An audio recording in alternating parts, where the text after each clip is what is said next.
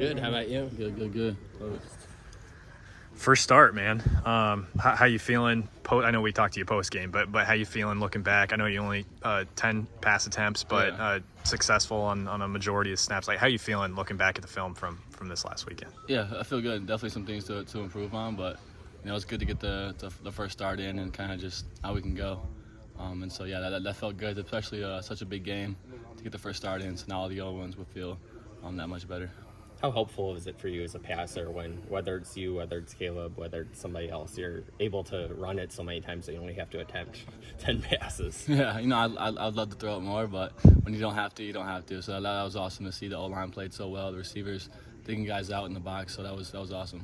When you're out there, like when I rewatch the game, like you're smiling like constantly. It's hard to see that from the press box, but like, is that like, are you just having that much fun out there? What's behind all the just smiling? Like, I would just say just gratitude. Yeah, I love playing the game. I love getting the opportunities to play. I know what it's like to not play and to be a backup and to ride the bench a little bit. So just having the gratitude that I'm out there, I'm able to play on such a good team with such good guys. That's kind of where it comes from.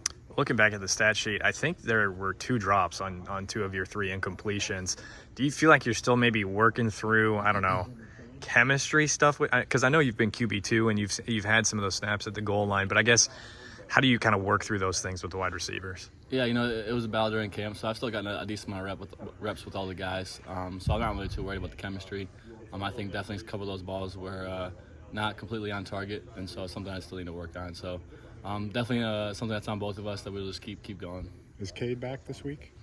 That's something I won't comment on. Okay. Can you tell us about Jackson Stratton? Like, what? We don't know anything about him. What can you say about him? Yeah, I mean, he works hard. He's eager to learn, always asking questions. Got a really strong arm, and can sling it pretty well. So, The guy just over there, or what does he bring to this receiving core? Yeah, he's a really good receiving threat at tight end, which is fun for a quarterback, and so I can trust him to be where he needs to be in all of his routes. So it makes it a lot of fun. In talking about working with Tim, has there been anything like he's shown you that you tried out and like it worked, something differently that worked, whether it be pass game, run game, anything like that? Yeah, more footwork wise. I think I've been came here with a little sloppy footwork, and he's kind of tuned that up for me, which has helped my pass game, being on time and stuff like that. So that's one thing for sure. In what way do you like?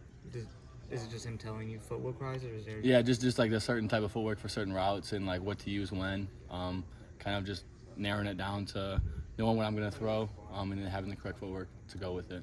In talking about Stratton a little bit, now that he's getting those QB2 reps, can you tell maybe he's progressing a little bit, or how much is he benefiting from getting those number 2 reps? Yeah, definitely benefit a lot. I mean, you're always going to benefit from getting thrown in the fire. Sometimes you'll sink a little bit, but no, he's definitely progressing. He's definitely progressing this week as well.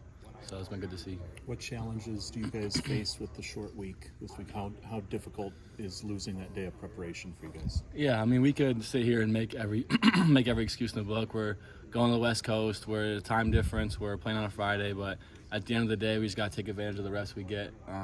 Obviously, we're gonna have a day short and cut a day off, but just got to take advantage of the rest we get and maybe watch a little more film to prepare for it.